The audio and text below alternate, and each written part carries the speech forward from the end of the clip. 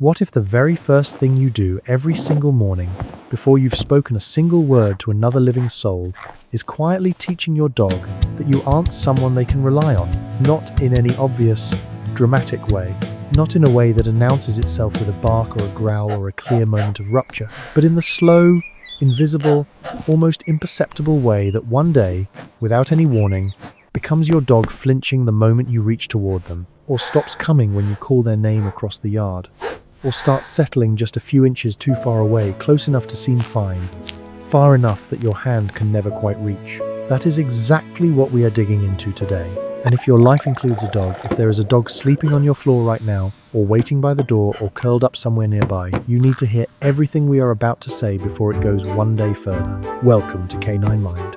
If this is your first time here, hit that subscribe button right now. No, because what we cover on this channel has already shifted the way thousands of dog owners see, understand, and connect with their animals. And today's video, it might be the single most important one we've ever made. Here is the hard truth most people are never told. The things that quietly destroy the bond between a dog and the person who loves them don't look like cruelty. They don't look like neglect. They don't look like anything you'd recognize as a problem if you passed it on the street. They look like an ordinary Tuesday. They look like affection. They look like playtime and cuddles and a warm, full life that your dog should, by every measure, feel grateful to be living.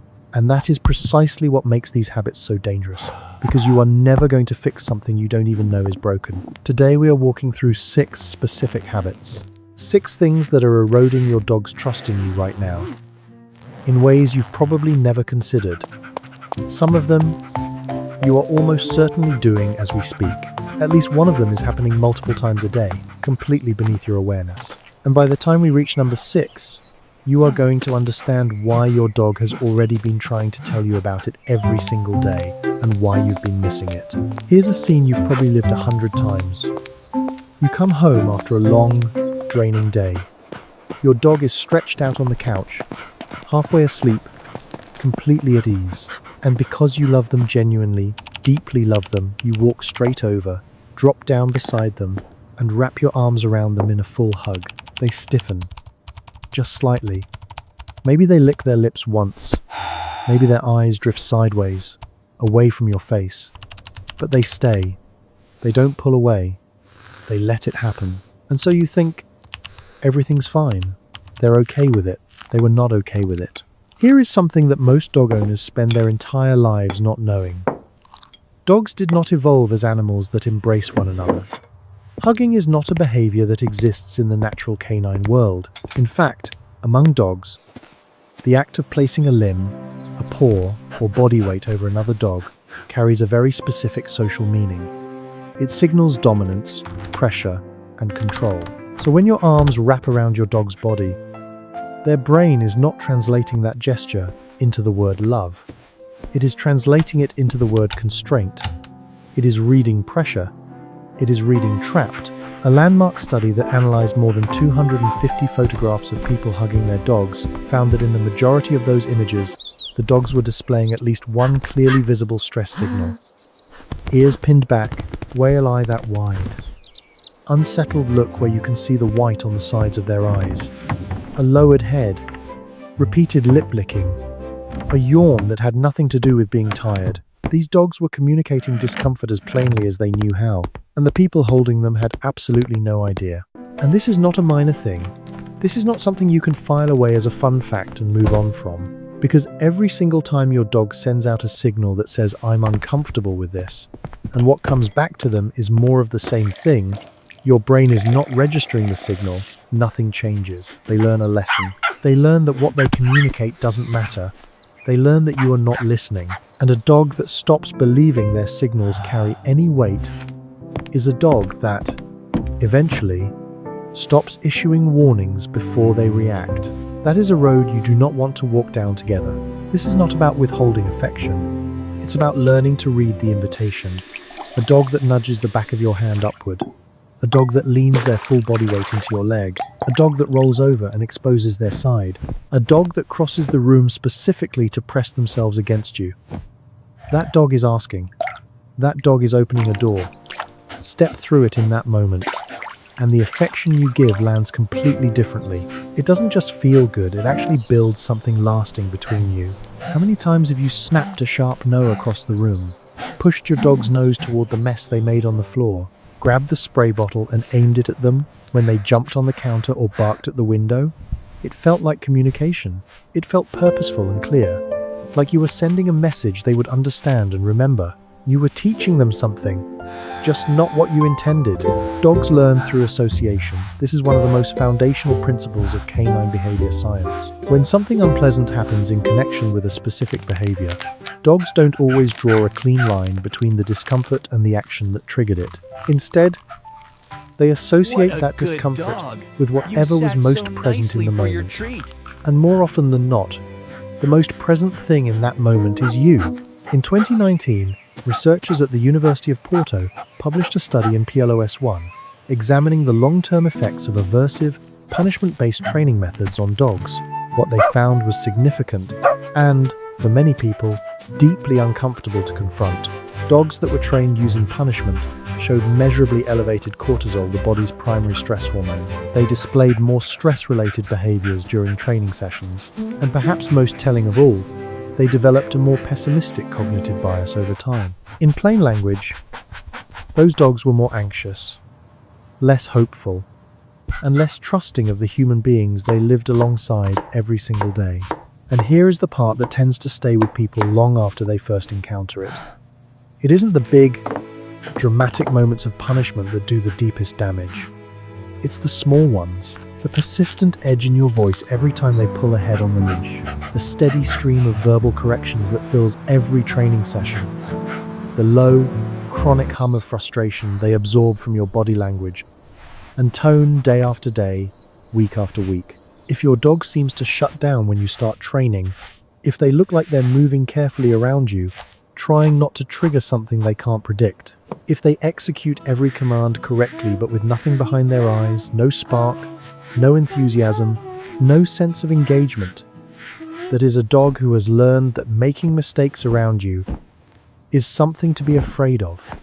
That is not the relationship you set out to build, and it is still repairable, but only after you stop the pattern that created it. Let's be straight with each other here, because this one deserves honesty.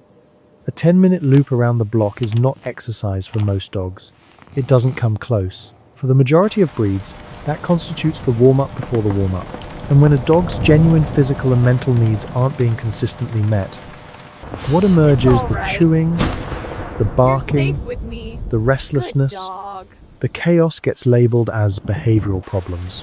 But that's not what it is. That is a dog doing their level best to survive a day on a fraction of the stimulation their nervous system actually requires. Dogs were built to move. Depending on the breed, a dog's daily exercise requirement might range from a solid 45 minutes to several hours of legitimate, meaningful physical effort. Not a leisurely stroll, not sniffing the same 3 bushes while you scroll your phone.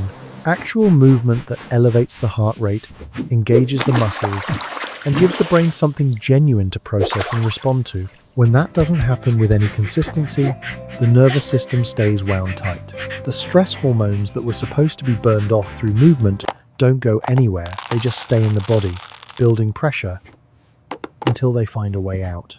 And they always find a way out. Good boy, they come out as destruction, as excessive barking, as a dog that can't settle, can't focus, can't stop moving, as all the behaviors that make owners feel like they somehow ended up with a broken dog, when the reality is that they have a perfectly healthy, energetic animal living in a body that is begging every single day for release. But there is a dimension to this that most people never even consider. It's not just about the physical outlet. It's about what exercising together does to the relationship between a dog and their person. A dog that gets genuinely tired alongside you, that runs with you, plays hard with you, explores new terrain with you, is a dog that begins to see you as the center of their world in the deepest, most organic way possible. You become the source of every good thing. You become the reason life is worth engaging with. And that foundation, that bone-deep association between you and good experiences is what every training goal and every behavioral aspiration you have is actually built on. Without it, you're working on sand. If you've been wondering why your dog feels distracted when you need their focus, or disconnected even when you're right there in the room with them. Stay with us, because number 6 is going to pull all of this together in a way that may genuinely catch you off guard. Take an honest look at this. Does your dog operate inside a set of rules that change based on how you're feeling that day?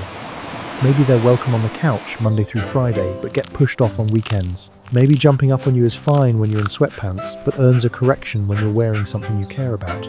Maybe begging at the dinner table gets a scrap on certain nights and a firm scolding on others, and the difference has nothing to do with the dog and everything to do with your mood. To you, this probably reads as normal human flexibility. You're not being cruel. You're just living your life. And sometimes the rules bend a little, but to your dog, this is something else entirely. Dogs don't have access to context the way humans do. They cannot reason their way through the idea that today is different because of what you're wearing, or who's visiting, or what time of month it is. What they experience, instead, is a world in which the exact same behavior produces completely different outcomes with no discernible pattern. And for a social animal whose brain is wired, through tens of thousands of years of evolution, to detect and rely on patterns in their environment as a matter of survival, that unpredictability is not simply confusing, it is genuinely stressful. Go get it, A boy. dog living Catch inside the an snowball. inconsistent set of rules is a dog in a constant, low-grade state of anxiety, running calculations that never resolve, trying to decode a system that was never coherent to begin with. And that anxiety doesn't stay contained to the question of the couch. It bleeds. It seeps into how the dog responds to strangers, into how they handle unfamiliar situations, into whether they move through the world with confidence or with hesitation, into the quality of their sleep, into the texture of their connection with you. The fix here isn't perfection. Nobody is asking for that. The fix is alignment. Every person living in that household needs to be working from the same rulebook, applied with the same consistency, every single time. And when that starts happening, something almost immediate and remarkable occurs. The dog relaxes, not because they got everything they wanted, but because the world finally makes sense, because there is finally a pattern they can trust. And a dog that feels that kind of safety, that kind of clarity, will follow the person who gave it to them anywhere. 5. Mistaking excitement for happiness. This one is subtle. It is probably the habit on this list most likely to completely reframe the way you see your dog once you understand it. We have been taught, culturally and casually, to read a dog's wild excitement as the ultimate proof of their happiness. The spinning in circles the moment you pick up the leash, the frenzied jumping when you walk through the front door, the uncontainable, full-body eruption of energy directed entirely at you. And let's be real, it feels incredible. That unbridled, chaotic display of what looks like pure joy, aimed directly at you specifically, is one of the most intoxicating parts of sharing a life with a dog. But excitement and happiness are not the same state in the canine brain. And in a significant number of cases, what presents as extreme excitement is actually a signal of dysregulation, not joy. Here is what is actually happening inside that dog's body. When a dog reaches that frenzied, spinning, uncontrollable pitch of arousal, their sympathetic nervous system, the system that governs fight or flight responses, is firing at a high level. Cortisol is elevated. Adrenaline is elevated. The higher order thinking centers of the brain, the parts responsible for self-regulation, impulse control, and calm decision-making, are essentially offline. The dog isn't thinking, the dog is reacting. And a dog that regularly gets wound up to that level has a stress response system that stays activated more of the time, not less. Which is the exact opposite of what we want for the animals in our care.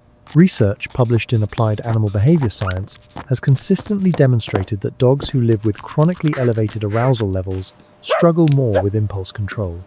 They have a harder time absorbing new learning. They have more difficulty regulating their emotional reactions in challenging or unpredictable situations. The dog you describe as hyper or over-the-top excited is very often a dog whose nervous system has simply never been given the tools to come back down from a peak state. The most loving, generous thing you can do when you walk through that door is not to meet their energy with your own matching energy. It's to be calm, to move quietly, to let them find their way back to baseline before you engage. Because a dog that learns that stillness, that a soft, grounded energy from you is what earns your attention. Is a dog whose default setting slowly, gradually shifts toward peace. And that calm dog, the one lying at your feet in complete contentment, the one walking loose beside you on a relaxed leash, the one that greets a stranger with curiosity instead of overwhelm. That is the dog who is genuinely happy, not the frenzied one. Do you remember at the very start of this video when we told you there was one habit that almost every dog owner practices multiple times a day without ever knowing it? The habit that is slowly, quietly eroding the trust your dog has in you right now, not in some hypothetical future. But today, this is it. Your dog is talking to you all the time. Not in words, obviously, but in a language that is remarkably rich, remarkably precise, and remarkably consistent. A language made up of physical signals, signals that behavioral scientists refer to as calming signals and stress indicators. And if you are not fluent in that language, you are missing the vast majority of what your dog is trying to communicate to you on any given day. When your dog yawns in the middle of a tense moment, right while you're in the middle of scolding them, they are not bored. They are attempting to de-escalate. They are trying to reduce the tension in the room using the tools they have available. When they stop abruptly during an emotionally charged situation and start sniffing the ground with sudden, intense focus, that is a stress displacement behavior. They are trying to regulate. When they lick their lips, when they look deliberately away from your face, when they shake their whole body off the way a dog does after coming out of water, even though they are completely dry, when they lower their body into a slow curving posture as they approach, these are not random quirks. These are not meaningless habits. These are words in a language that your dog has been speaking to you since the day they came home. Norwegian dog trainer and ethologist Turid Rugas spent decades of her career documenting these signals with scientific rigor. Through her research, she identified more than 30 distinct calming signals that dogs use to communicate stress, discomfort, and an active desire to reduce conflict. 30 signals. The average dog owner recognizes 2, and the cost of that knowledge gap is staggering, not just emotionally, but biologically. Because when your dog reaches out with a signal that says, "I am overwhelmed right now, I am approaching my limit, I need this to change," and that signal is consistently overlooked or misread or ignored, the relationship shifts at its foundation. The dog learns in the same deep, associative way that all canine learning happens. Oh, look at you That trying to getting communicate those with you happy doesn't kicks in. produce results. You're such a And good so, dog. over time, they stop trying. The early warning signals disappear. Not because the dog has calmed down or become more comfortable, but because they have concluded that warnings don't work, and so warnings aren't worth giving. That dog is not a confident animal. That is not a happy animal living in peaceful acceptance. That is a dog living in quiet defeat, going through the motions, doing what is asked of them, moving through the days in a kind of resigned disconnection from the person who loves them most in the world. And the heartbreaking part, the part that makes this the hardest of all 6 habits to confront, is that their owner almost never realizes it happened. Because on the surface, everything looks fine. The dog isn't biting anyone. The dog isn't running away. The dog is right there, present and obedient and calm in all the ways that look like health but aren't. A 2020 study published in Scientific Reports found that dogs whose owners responded to their behavioral signals consistently and appropriately, who actually saw what their dogs were saying and answered back, had significantly lower cortisol levels and formed measurably stronger social bonds than dogs whose signals were routinely missed. One variable, one habit, one shift in attention completely changed the biological reality of those dogs' stress levels and fundamentally altered their capacity to form a trusting, lasting bond. Learning your dog's language is not complicated. It does not require a degree or years of specialized study, but it does require you to slow down, to actually watch, to notice the ears before the tail, to catch the weight shift before the look away, to see the lip lick that comes 2 full seconds before the yawn, to be present enough to receive the conversation your dog has been reaching out to have with you all along. Your dog has been trying to talk to you since the day they came home. And the moment you start genuinely listening, the moment you answer back, everything changes. The whole relationship changes, not gradually, not eventually.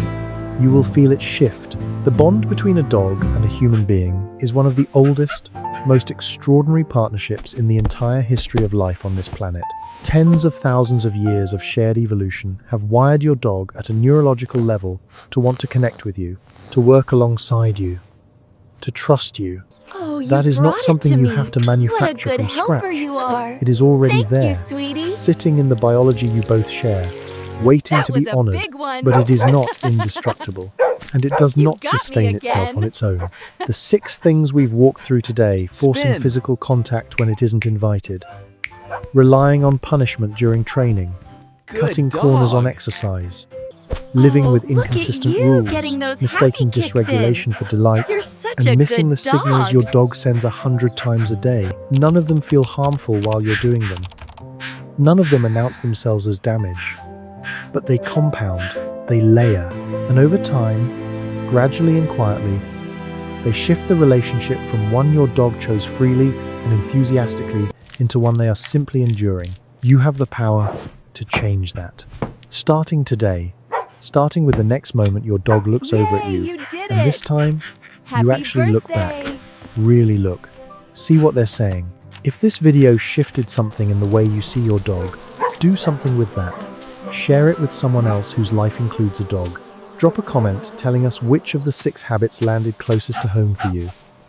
And subscribe to K9 Mind, because we are just getting started, and you do not want to miss what comes.